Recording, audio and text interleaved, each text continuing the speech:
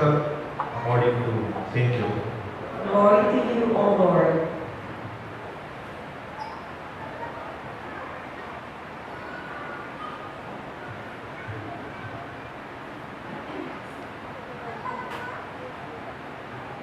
Great crowds followed where Jesus was traveling, and he turned and addressed them.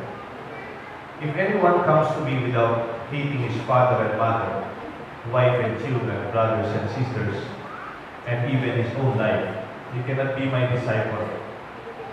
Whoever does not carry his own cross and come after me cannot be my disciple.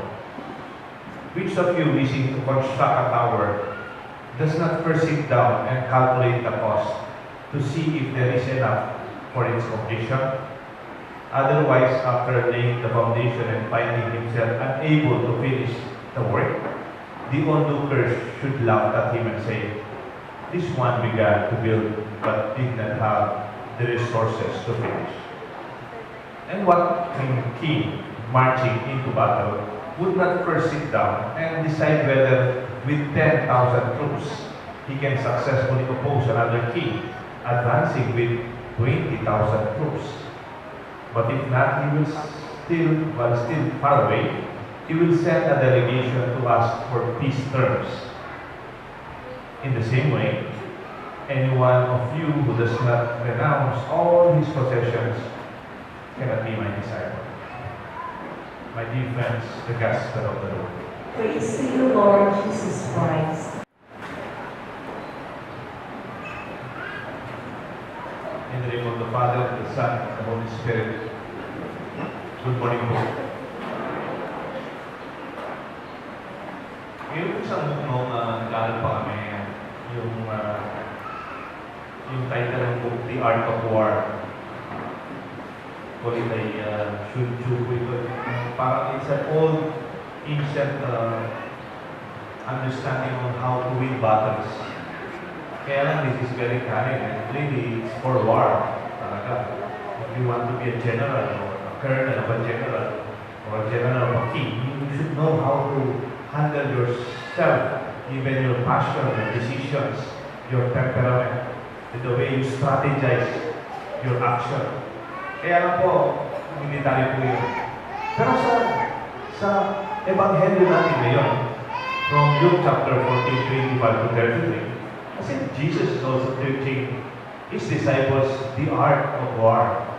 But this war is not something only for something that is outside, as we know war as one against another. May kasabihan po, the greatest battles we have to fight are the battles from within. And Jesus is telling us how to win that battle. Instead of telling you the art of war, let us discover the art of following the Lord, the art of discipleship. When we say it's an art of discipleship or the art of following the Lord, we realize that anything that you do out of art is something that is out of your passion. It is some kind of an inspiration that sustains you to do what you have to do, not because you are obliged. But it is out of the gift of creativity of what you do, like following the Lord. Meron pong pagkakaiba yung stress at saka yung passion. Sabi po, when you do not like what you are doing, when you do not like your work, that is called stress. But when you love your work, you enjoy what you are doing, that is called passion. Kaya you understand kung minsan pareho lang ginagawa nila.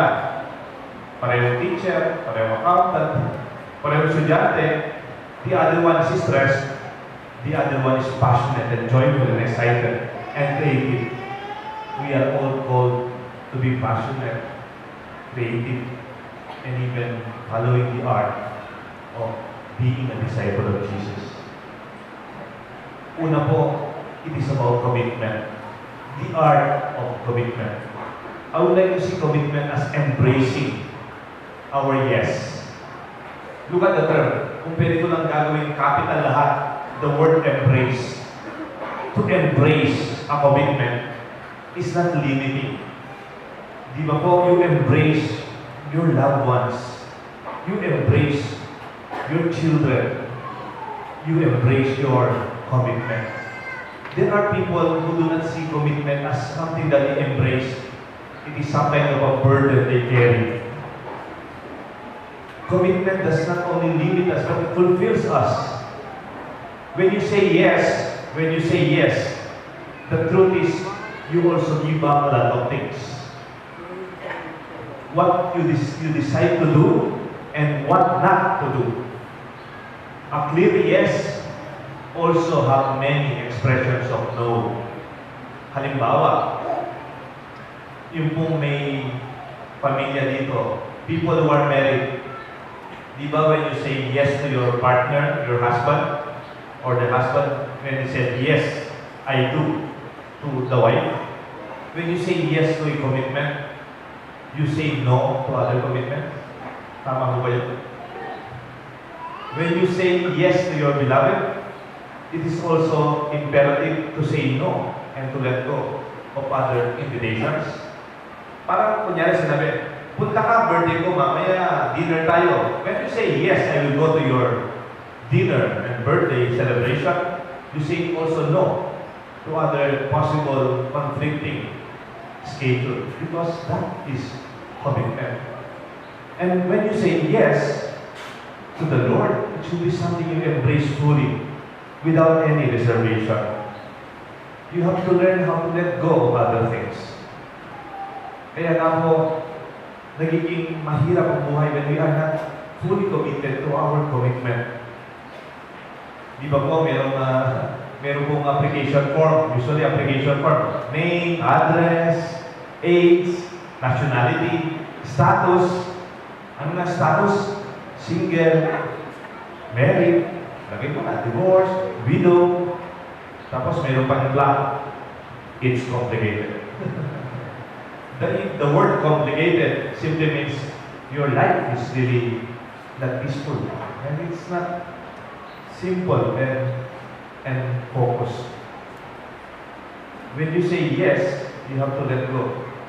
Para may kinasal ako dito, pogi yung lalaki, maganda yung babae, ba?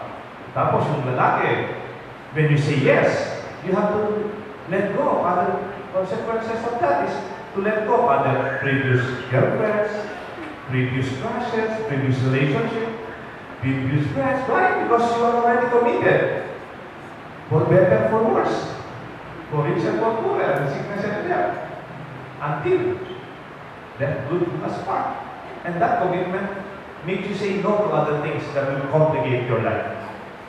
Mahirap po kasi ang tawag ko sa mga lalaking maraming problema sa ibang relationship, ang tawag doon, pogi problems. Parang pogi sila, pogi problems. Marami din ko isa, yung mga long hair problem. Lagu-lagu. You feel that you have a lot of... No, but when you are committed, you only embrace and everything becomes simple and peaceful. Kaya nga po, when you say yes, it really have to be really yes. Alam niyo po yung dictionary natin, kumakapal ng kumakapal. May abridge, may addition, may new words. Ang bagong mga words na dating hindi naisip ng iba. In the language of history, during our seminary years, meron kaming hermeneutics and the language of the history of language. Nung unang panahon daw, very simple lang yung language. Yes? Yes. No? No. It's very simple. It is very real commitment. It's clear. So you say yes? Yes. No? No. That's it. The word is already your path, your commitment. Ngayon po, kailangan yung yes mo, meron pang notary public, dapat nakasign pa yung abogado, may kontrata pa, may witness pa. Kung minsan, meron ng gano'n. We still do not realize it, isn't it? Kaya nga, may I ask you can you participate? What are the other words that develop between yes and no? Ano yung mga salita na ginagamit natin when we cannot really say yes and we cannot say no? Pero sumasagot pa rin tayo. Ano? Maybe. Ano ba? Probably. Ano ba? I'll try my best. Ano ba? Text. Ano ba? Next time, punta kayo mamaya. Hindi na tayo birthday ko. Tapos sasabihin, pwede. Titignan ko. All of these words, I tell you, are they words of commitment? Do they mean anything? It does not. They do not stand on any ground. And this is kind of life that many people today live. It is missing that experience of joyful embracing of our commitment. Second, this task would also have the cross. Masyadong mabigat yung cross as a word. We can also see it as a responsibility. When you say yes to a relationship, you say no to other things. And from that yes, you have your own relationship that is the source of your responsibility. Nung nasa seminary po kami, we have a favorite expression at tinuro sa amin, a life of freedom with responsibility. The word responsibility is something you also embrace. It is not even an obligation or a task. It is a responsibility that makes me a man. A responsibility that makes me a mature person. I am free and I am responsible. The children today, kabataan, they want to be free. But tell them, you want to be free, you also have to be responsible. Ikaw ang mananagot sa mga desisyon mo. And sometimes for children, they have to learn how to go through this. Minsan po may narinig akong ini-interview na very young and beautiful artista, showbiz. Dati po may relationship itong artista, long hair po siya. In-interview siya, kaya lang, yung relationship na dati, ganda-ganda ng relationship, naghiwalay po sila. Tapos in-interview siya, siyempre interview ng showbiz. Bakit? Why did you decide to let go of that beautiful relationship? Sabi ko nung nag-interview. Sabi niya, well, I want to be free. I want to experience my freedom. Nung nga-topic, ginagawa. And then, tinitingnan ko lang, is that really freedom? Alam niyo po, many people today are confused between the word laya and layaw. Hindi po pareho yan. Laya at layaw. Clarify the difference. Kung minsan, akala ng iba, laya is about layaw. Do what you have to do. Gagastos ka kung saan pumunta, matutulog ka kung saan gusto matulog, saan ka gusto umuwi, kung ano yung gusto mong gawin, layaw po yun. Ang tunay na laya is a freedom that is committed. It is fulfilled. Bigyan ko yung halimbawa. Halimbawa, mayroon lang 1,000 pesos. 1,000 pesos is my freedom. 1,000. It does not mean anything kung tinitingnan ko lang ganyan. Unless yung 1,000 na yun, i-commit ko, magiging pandasal sa mga mahirap, magiging tsinelas sa walang tsinelas, magiging pambayad ng tuition sa mga bata, pambili ng notebook sa mga public school teachers, as public school students, o mga gamit ng isang tao na may kailangan ng gawa. That 1,000 pesos is worthless unless it is turned into something and it is committed into something concrete. Ganyan din po yung kalayaan. Hindi kalayawan. Kalayaan is when you choose to use it to be fulfilled in a certain commitment, like family, like education, like church commitment, like community, like your life as husbands and wives. Laya. Freedom with responsibility. It is painful, yes, but it's the only way we will live a fulfilled life. Mayroon po sa painter, isang French painter, Pierre Auguste Renoir, yan, buwa siya pronounce yung French name. Pero ng Auguste, he's a very good painter. Ganda po ng painting niya. Pero dumating sa punto sa buhay niya, pag nagpe-paint siya, very painful ang kamay niya. Alam niyo po bakit? Meron siyang extreme rayumatoid. Meron siyang extreme na namamagang kamay niya sa kanyang arthritis. Kaya po hindi niya mahawakan yung sarili niyang paintbrush. Alam niyo kung ginagawa niya? Nagpe-paint pa rin, pero yung wife niya, lovingly, ina-assist niya kanyang husband.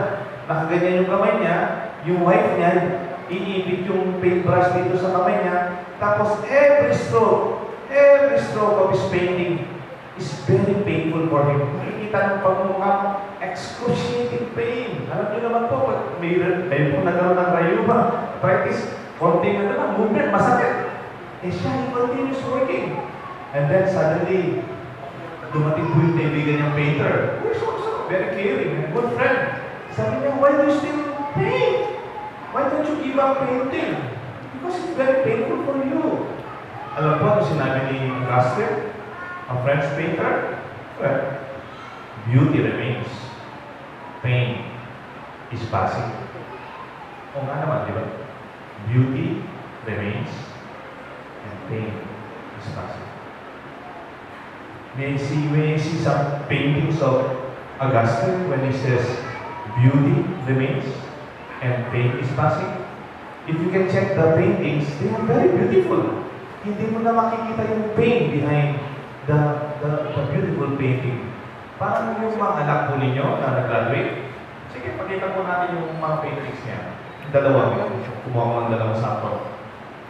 And gawa po niya, pain is passing, beauty remains. Pag nakikita mo yung painting niya, hindi mo nakikita yung pain behind. Parang yung mga anak nyo nag-graduate, yung anak nyo nag-graduate ng college, ngayon successful na sila, hindi nakikita kung paano nyo sila pinalaki, paano sila nagpuyat, paano sila may sakit, hindi kayo makakatulog. Si Bayo siguro noon, nag-aaral, naghahanap ng tuition fee, pain is passing, beauty remains. And that is our commitment as Christians. We are not afraid to face the consequences of our decisions out of freedom. And lastly, when we follow Christ, we have also to choose our battles well. Marami po tayong kalaban, maraming problema. Basta ka lang ng dyaryo, ang daming problema. Pag tumatanda ka na, it's kind of maturing to realize you have to choose your battles well. When I was still a young priest, I do not say no. Basta may invitation, I am free, I am available, I will go. Kahit pagod na ako, I will go. Basta kaya ko pa rin, I go.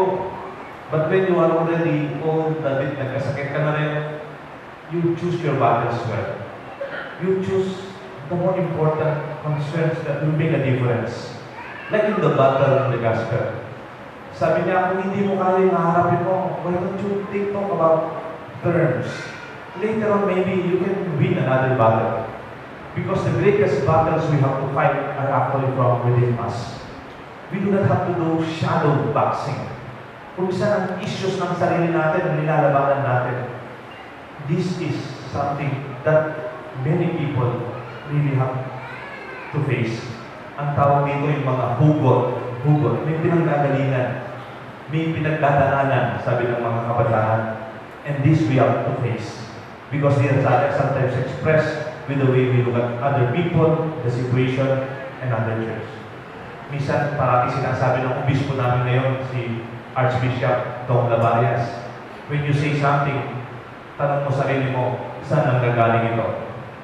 Kunyari, galit na galit kasi isang tao, then tanong mo, saan galing ito? Baka may pinanggagalingan, may hugot at mayroon kang pinagdadaanan, o may pinagdaanan that your issues are the battles you really have to fight more than the concerns outside. Real wisdom is patient. It's in the long term that we see our commitment to be realized. Kahit na masakit kung isa makikita mo, konti-konti magkakaroon ng bunga. Life is a marathon.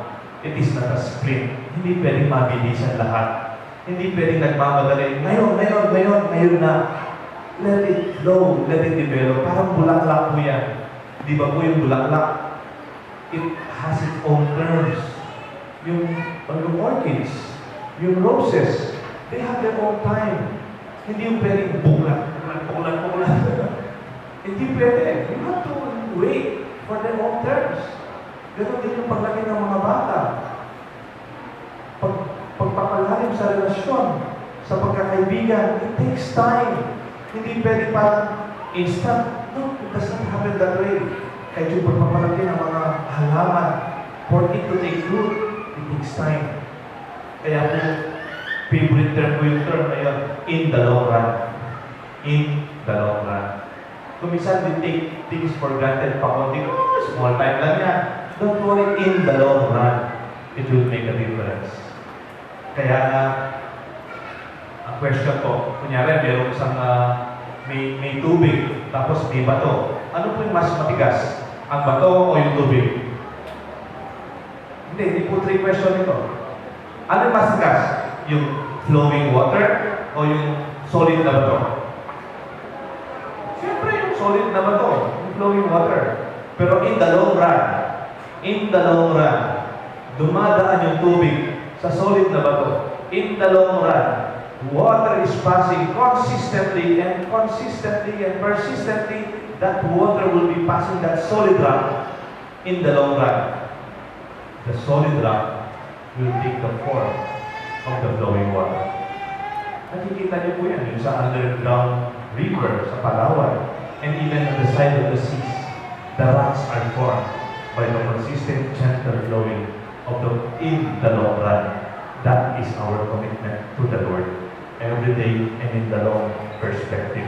Kaya nga pag may kinakasal po ako, sinasabi ko sa mga kinakasal ko, lalo na pag-interview sa kasal, you must prepare for your wedding more than you must prepare for your marriage. Marami kasi pinaghahandaan, talaga, pinagagastusan pa yung wedding na 2 oras na kasaming reception, 3-4 na oras.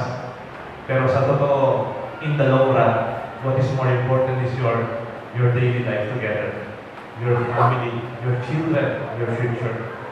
This is also the way we follow the Lord. And gusto ko lang po magtapos again with the same ending ko last time. Last week, I ended with a very big pearl. The biggest pearl in the world discovered in Palawan. It's more than 13 kilograms.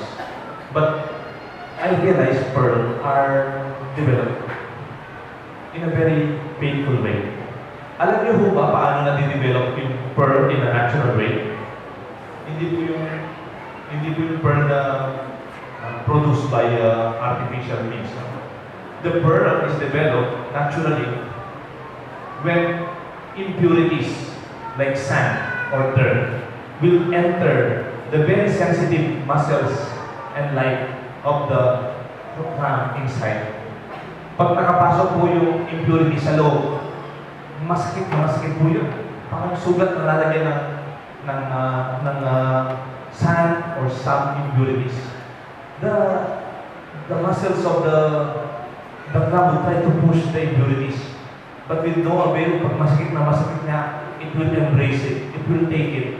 And then another painful experience will come through that, and then it will again take it, embrace it. And in the long run, that painful impurity or sand that is taken within and embraced. The crown is already dead and long gone, but one thing remains. Ano po yun? The beautiful pearl. Pain is not permanent, but the beauty of this pearl that is developed through many years of painful experiences is the only treasure that is celebrated. In our life, it will be the same. Let this be our art of embracing and following the Lord.